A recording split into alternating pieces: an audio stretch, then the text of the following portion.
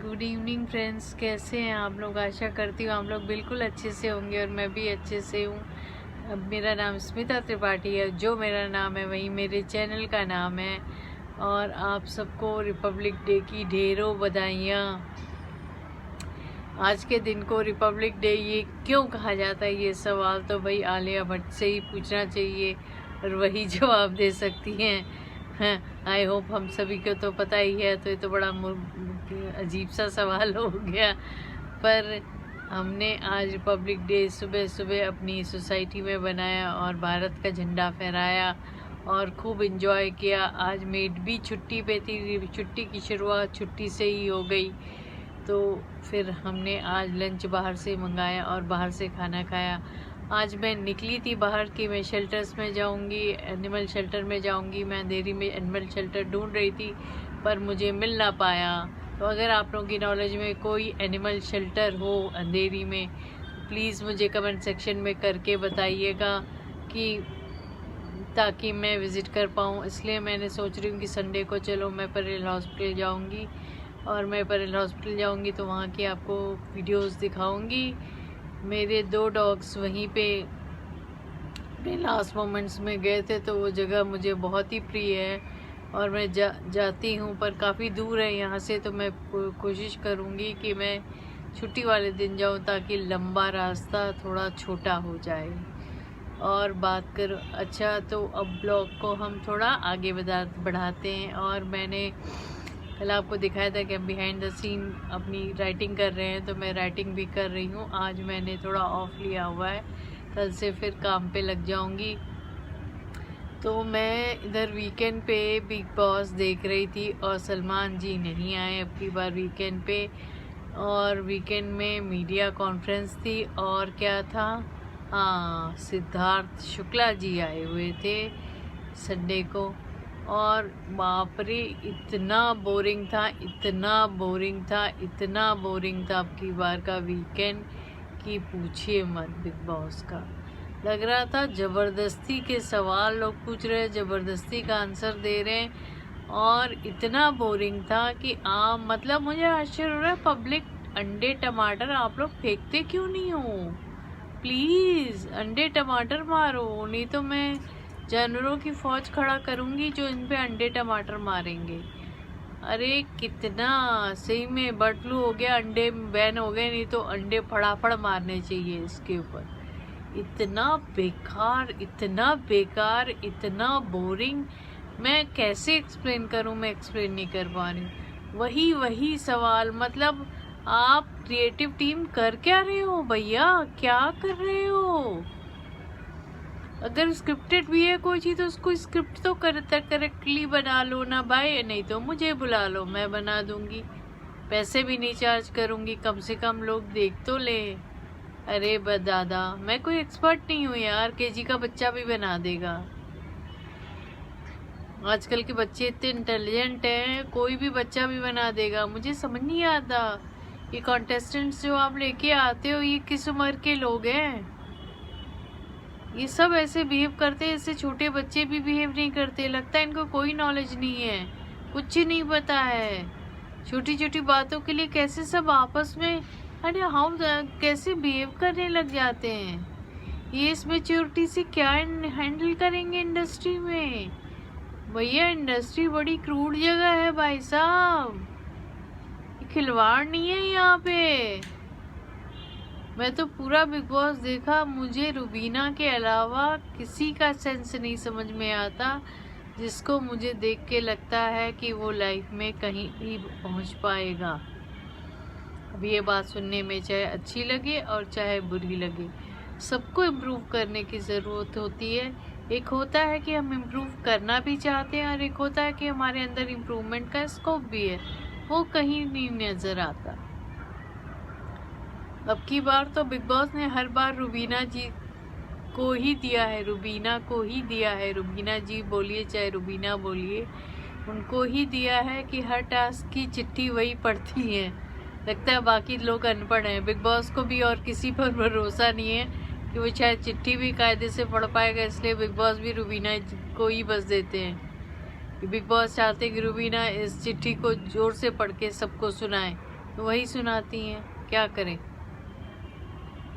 एक रुबीना है जो पूरे बिग बॉस में वही दिखाई पड़ रही हैं, और राखी सावंत हैं। राखी सावंत सभी को पता है कि चैलेंजर्स बन के आए हैं ये लोग, तो उसने ट्रॉफी तो जीतनी नहीं है। जब राखी सावंत कह रही क्या मैं ट्रॉफी जीत सकती हूँ, क्या मैं ट्रॉफी जीत सकती हूँ, अरे भाई आप ट्रॉफी का पार्ट ही नहीं हो, ये सबको पता है। तो कौन कोई इस टास्क के एक्साइटेड हो ही नहीं रहा है। हम इस टास्क के एक्साइटेड तब होते जब हमें पता तो वाकई में राखी भी जीत सकती, तब वो भिड़ंत होती तो उसका मज़ा होता। अभी तो कुछ मज़ा नहीं है उसका, सब लोग फालतू में बैठ रहे हैं। राहुल को रुबीना के अलावा कुछ समझ ही नहीं आता, बार बार लोग वही सवाल राहुल से पूछते हैं। बाहर से भी जो सवाल आ रहे हैं वो सिमिलर टाइप क्वेश्चंस रख दिए। अरे कलर्स वालों, पता है आप ही के लोग बैठे सवाल पूछ रहे थे वीकेंड के बार में भी, जो बाहर से दिखा रहे थे आप सतारा से, पंजाब से, वो सब आपके लोग थे। पता है हमको, हम भी इंडस्ट्री के, हमको पता है कैसे काम होता है भाई।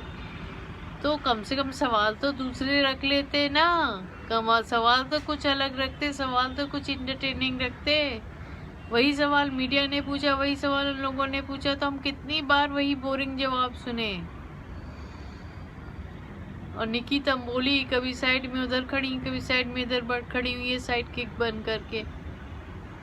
विकास गुप्ता कुछ इंटरेस्ट ही नहीं ले रहे हैं, क्योंकि उनको पता है वो कंटेस्टेंट तो है नहीं, तो वो जो हर अपना मुद्दा लेके आए, मुझे अपनी इमेज ठीक करनी है, वो कर रहे हैं। बाकी किसी में कोई दम नहीं है। राहुल भी जो है, राहुल वैद्या को रुबीना की जरूरत पड़ती है। सिर्फ एक रुबीना क्लियर कट दिख रहा है, रुबीना बिग बॉस की विनर है, क्लियर कट दिख रहा है। और हर बार राहुल को रुबीना का सहारा लेना पड़ रहा है, हर बार सहारा लेना पड़ रहा है। रुबीना के अलावा उनका कोई गेम ही नहीं है। तो एक्चुअली किसी कॉन्टेस्टेंट का कोई गेम ही नहीं है बिग बॉस में। निकी तंबोली बस यही अब रुबीना से दोस्ती कर ली है, तो उनकी कोई इंडिविजुअलिटी नहीं नज़र आ रही है। पहले कुछ इंडिविजुअलिटी तो नज़र आती थी। अरे कोई तो अपना ओपिनियन रखो, चाहे सही या गलत, एक इंडिविजुअलिटी तो हो आपकी, वो दिख ही नहीं रही है कहीं पे। तो राखी सावंत का एंटरटेनमेंट देखो, उनको भी नहीं समझ में आ रहा है। वो प्रभु से पूछ रही हैं अब कि भाई मैं अब क्या एंटरटेन करूं। मेरे को राखी को ना double the triple money big boss में चार्ज करनी चाहिए, सच में बता रही हूँ। अगर राखी सावंत ना होती, लोग बिग बॉस देखना बहुत पहले छोड़ देते। सभी को पता है उनका कुछ होने वाला नहीं है, कॉन्टेस्टेंट नहीं है, फिर भी लोग उनकी वजह से थोड़ा बहुत बिग बॉस को झेल ले रहे हैं। और रुबीना जी की हालत बुरी है, वो ना इधर जाएं किधर जाएं। उनके हस्बैंड को समझ नहीं आता कि भाई वो एक कॉन्टेस्टेंट भी हैं, उनको लोगों से बनाना भी है, उनको खेलना भी है, उनका भी अपना एक गेम है। वो पत्नी नहीं है, वो हर चीज़ में भड़क के अभिनव घुस जाते हैं उनके गेम में। अरे शी कैन हैंडल भाई, छोड़ दो उसको पता है उसके गेम कैसे खेलने हैं उसे। उसके लिए सच में डिफ़िकल्ट है। मैं समझ सकती हूँ, मैं अगर हस्बैंड वाइफ एक ही जगह पे पहुँच जाए तो कितना डिफ़िकल्ट होता है। वो अपने झगड़े सुलझाएं कि कॉन्टेस्टेंट्स के झगड़े सुलझाएं। उनको अभिनव को लगा कि जब अभिनव की इंसल्ट होती है रुबीना क्यों नहीं बोलती है। अरे भाई वो इंडिविजुअल भी तो है ना, उसको किसके साथ बना के रखना है, किसके साथ अपने गेम को आगे बढ़ाना है, ये भी तो उसको देखना है। वो इंडिविजुअल की तरह तो भी तो खेलेगी। तो दोनों, अब इस चीज़ को रुबीना को इसका बैलेंस बनाना पड़ता है कि वो एक पत्नी भी है, वो बड़ा मुश्किल हो जाता सही में। हेड्स ऑफ टू रुबीना, उन्होंने बहुत ब्यूटीफुली अपने रोल को निभाया। पर मैं रुबीना को कहूँगी कि अंधों में वो काना राजा बनी। अब की बार सच में कोई इस लायक नहीं है जिसको कहा जाए कि हाँ रुबीना को कंपटीशन दे सकता था, कोई भी नहीं है। लास्ट ईयर सिद्धार्थ को कंपटीशन देने वाले रश्मि देसाई थी, शहनाज गिल थी, बहुत लोग थे। तो अब की बार तो स्ट्रेट कट दिखाई दे रहा है कि रुबीना विनर है। तो ये बिग बॉस को झेलना और उसको एक्सटेंड करते जा रहे हैं कलर्स वाले, क्योंकि क्या करें, कोई और शो ला नहीं पा रहे हैं कोविड में। तो सोच रहे हैं यही शो चल रहा है, इसी को एक्सटेंड करते जाओ। अरे भाई बहुत पैसा हो रहा है, ठीक है लुटाओ लुटाओ, फिर भी टीआरपी नहीं अच्छी होगी। तो मैंने सोचा यार बैठे बैठे क्या करूं। आज थोड़ा रेस्ट कर रही थी, शाम का टाइम था, मैंने कहा यार ये गधागिरी प्रोग्राम की थोड़ी सी आप लोगों से बात कर लेती हूँ, बिग बॉस की।